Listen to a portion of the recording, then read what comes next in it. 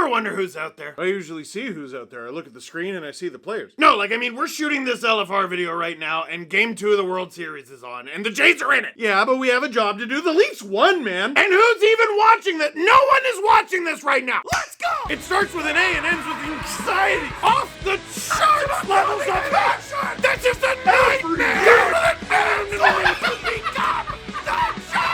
With you wherever you are, welcome to LFR. Leafs win, and that means victory, puppies! Finally! That's another $20 for the Humane Society of Durham Region. Why am I posing like this? Leafs win 4-3 in overtime over the Buffalo Sabres for a 5 o'clock hockey afternoon, evening game in Canada. Because the Blue Jays are in the World Series, the Leafs are thoroughly second fiddle in the city of Toronto. It's crazy.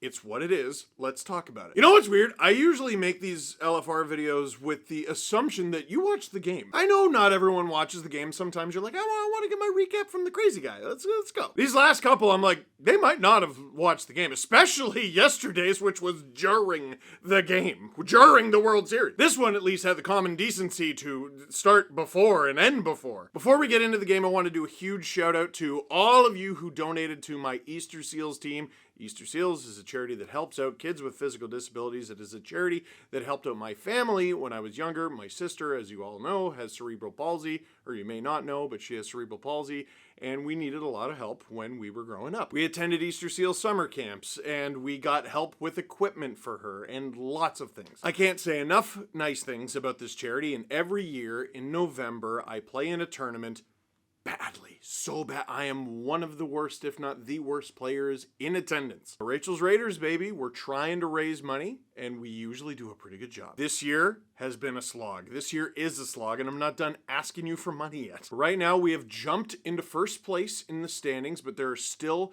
a few players on the team who have not hit their $1,000 goal. If you could help those players on Rachel's Raiders hit their $1,000 goal, I would be appreciative.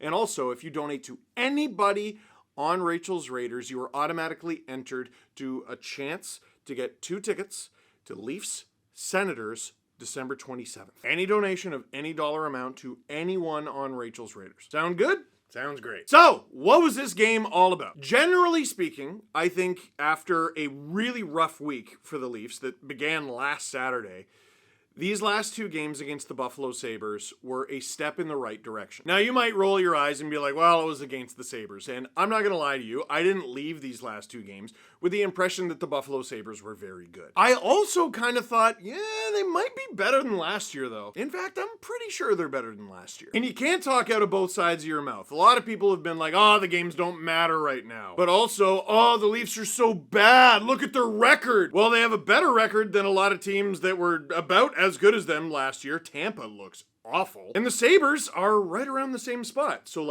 have the Sabres gone up? Have the Leafs come down? Is it both? Is it you can only play and beat or lose to the team in front of you? The team in front of them tonight is Buffalo. Last night against Buffalo, in Buffalo, I thought was a step in the right direction. Sort of, a little bit. But at the end of the day, they lost. And because they've been struggling, no one wants to hear that. Because they won this game, it's a little easier to hear. And if we're going to move the goalposts, Morgan Rielly back in the lineup for this one, William Nylander not. The top line was Bobby McMahon, Austin Matthews, and Nick Robertson. I'm sorry, coming out with 2 points in this game is good, no matter how you slice it. Caden Primo and net too, no disrespect. But who would you rather, Stolarz or Primo? Before any goal is scored, something that might have changed the Leaf season in front of our eyes. And it's the simplest thing. I've been looking for this team to get angry and rough and tumble, and they just won't do it. What have I been saying on the podcast for days now? If Buffalo wants to win these games, don't rattle the Leafs' cage. Just play hockey.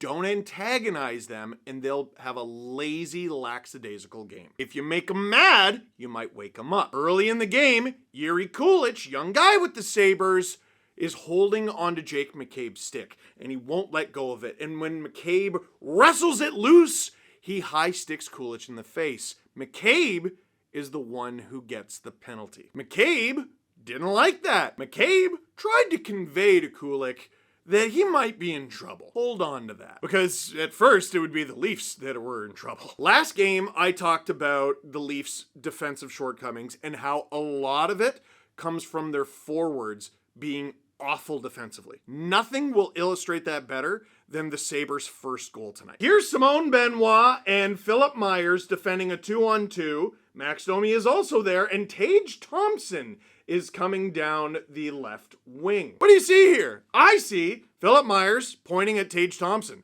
and Max Domi pointing at Tage Thompson. I don't know what pointing at Tage Thompson means, but I don't think it means the same thing for both players. You want to know how I know that? Because Philip Myers took an actual Sabres attacker and Max Domi took a ghost. It's an easy pass to an open player in Tage Thompson who can rip the thing, and he rips the thing. 1-0 Sabres. Nope.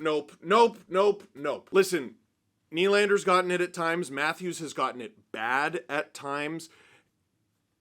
Max Domi has been unusable this season. At center, on the wing, at whatever.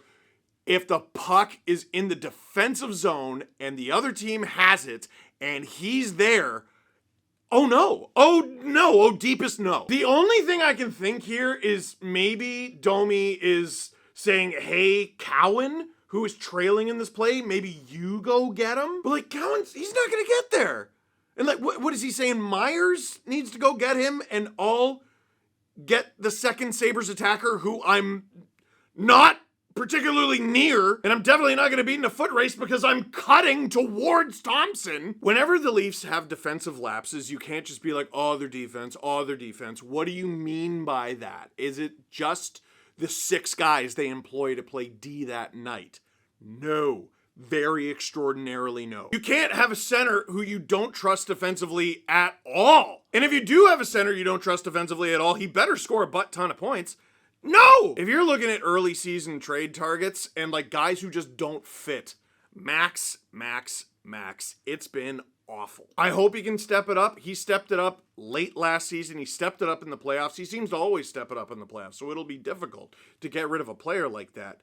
Holy cow, he's been absolutely terrible. Now, next, remember that thing where Jake McCabe got mad? Well, eventually he came out of the box. And Bowen Byram is looking down at the puck, and Jake McCabe blows him up. Alex Tuch comes in. Alex Tuch gets his gloves off first, because that's what you do when a teammate gets blown up. Are we gonna fight after every clean hit? Yes! It's what the good teams do, yes! Well, that's dumb. No! If it's what the good teams do and you're not doing it, you're dumb! That's how that works! Anyway, Alex Tuch comes in, gloves off first. McCabe turns him to the side, says, say cheese. Tuch says, what? And McCabe, oh, just Hadouken! Oh, does he cold cock? Oh, does he? Oh, that is as flush a punch as you're gonna see to Tuch. McCabe scores the knockdown. McCabe takes out Byram. McCabe is called for 5 minutes. They review it and give him nothing. And the Leafs come out of it with a power play, and Tuch is in the box for 10 minutes. 2, 5, and 10 for Tuch. McCabe gets 5 for fighting, and the Leafs get a power play. Did the Leafs score in that power play? No, but Jake McCabe has nothing to do with that. That is the kind of thing that changes your season around. Spoiler alert, but don't believe me? Who got the belt tonight? There he is, Jake McCabe with the game belt. Brandon Carlo and Morgan Rielly there with him. McCabe was one of the only Leafs who looked good against the Sabres on Friday. He killed the full 2 minutes of a 5-on-3, and now here he is. You know, so many of the Leafs, such huge chunks of this roster are utterly dogless. You can never say that about Jake McCabe. He doesn't need an excuse to be in a bad mood. Listen, the Florida Panthers Stanley Cup rings say apologize to no one. Puck in your feet, I'm blowing you up. Apologize to no one. Someone wants to fight you and you knock them on their bum, apologize to no one. It's the NHL. If you're not hurting your opponent, you're not trying. Oh, Steve, who's the champion? Thank you. Now, speeding up, the Leafs do score to tie it up. Austin Matthews doing good work behind the Sabres net. Easton Cowan doing good work behind the Sabres net. And they come out with the puck. Nick Robertson shows up in the frame like, be very, very quiet. Cowan turns and faces where a player should be, because a player should be there. And Nick Robertson's like, you're correct. Easiest goal of his career, it's a tap in because no Sabre picks him up. Cowan with another point, Matthews with the helper because of the hard work in the end boards, and Robertson with his first assist. Nope. First goal of the season. The World Series is on. I'm so sorry. 1-1 after one. Leafs even get the lead in the second because that second line of Nyes, Tavares, and Michelli continues to work. Nyes and Tavares have really sneakily been great. Well, Nyes less so, but Tavares has been sneakily unbelievable all season long. So unbelievable that you got to worry about them a lot, which means you completely forget that Matias Michelli exists. I love this play from this line because you're not expecting Michelli to be the player who's net front there. Tavares puts it on, Michelli redirects it, and it's in. He scores his second as a Leaf. This guy only had 8 goals in 55 games last year. He scored 2 in very short order. And all of a sudden, finally, over the last couple games, some of the guys who the Leafs have acquired in this offseason are performing. Do the good times last? Alas, they do not. Bowen Byram scores to tie it up for the Buffalo Sabres with a shot from the point. No one blocks it. And Caden Primo, who had been pretty good in this game, honestly, does not see it. Why doesn't he see it? Oh my goodness, look at that mass of humanity in front. And I don't want to pick on the guy, but there are 2 Leafs in that net front battle, and one of them is Max Domi. The puck was in the Leafs zone a lot when he was out there. Too much. And like, in a dangerous way. Last year's Berube Leafs were great at having the puck in their zone and you just not really being all that worried about it. Yeah, keep it to the outside. I don't care. Oh no, a muffin from the point that gets blocked by the massive humanity in the slot. Oh dear. Dude, you got to be better than that. You just flatly have to be better than that. Third period, the Leafs continued to take too many penalties. The Leafs are now on the power play. No, they're not. The Leafs are now on the penalty kill. This is another one I'm not totally sure that Caden Primo sees. But Tage Thompson, whose goals appear to be oxygen, scores again. McCabe goes into the butterfly, which is valiant and everything, but I don't know if it was the most effective thing here. Sabres have the lead in the third. Again, I keep talking about this. Everyone's distracted by the Blue Jays right now. It's possible that you come out of the World Series haze, win or lose, and you look at the Leafs and you go, oh, wow, they're awful. Their record is what? How did they get there? I'm sorry. You lose that bad one to the Kraken. You lose that, oh my God, awful one to the Devils. And then back to the Sabres, culminating with one at home. Yeah, no, people are going to start to talk. I'm sorry. What would the discourse have been? I guess we'll never know! Because Dakota Joshua, another Leaf acquired in the offseason, showing up. Cuts to the middle, and he takes a shot. I'll be straight, like, Luukkonen should have stopped this. Maybe he was a little thrown off because Nick Waugh said, go to the net! Waugh will not get an assist on this one, but he was in front, and this line is cooking.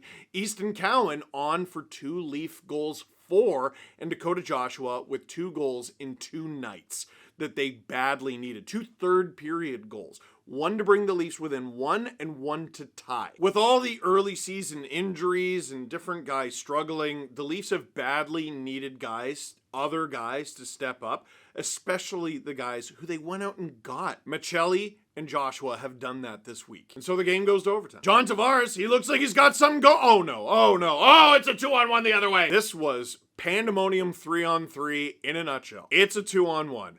Oh heavens, oh no. Oliver Ekman-Larsson hits L1R1 on his PlayStation controller, but he spins while doing it. It works, and he kicks the puck away from the 2-on-1, but Owen Power picks it up. Dude, it just slides off his stick. That can't happen. Matthew Nyes, right place, right time, drives into the corner, picks up the puck. John Tavares, be very quiet, sneaks for the breakaway. Nyes with the dart. Tage Thompson with the panic strides, and he stumbles just enough that he can't catch Tavares because Tage reached, and he stumbled when he reached. And Tavares says, you reach, I teach! I didn't come up with that one, but I think it's pretty good. John Tavares, his 5th goal of the season. I'm telling you, JT's been excellent, and the Leafs win it in overtime. Exhale. This isn't a question, but it's very important. William Nylander is dealing with a lower body injury, says Craig Berube. Thanks to Nick Barden for the reporting here. He hopes that Nylander will be able to go on Tuesday versus Calgary. That is extremely good news. I thought it was odd that Nylander took warm-up but decided not to play. But obviously, if he took warm-up, that means he's close. From Dwayne Steinell, who's a big old Buffalo Sabres fan, why do you smell? Why do I smell? Let me check my pocket, see why I smell. Dwayne Steinell! Maybe one day, Leafs fans and Sabres fans form an alliance in their joint perpetual misery. But today is not that day. My friends, for now, that is it for this one. Thank you very much for watching. Click like if you like this video. Click subscribe if you really liked it. Tell all your friends.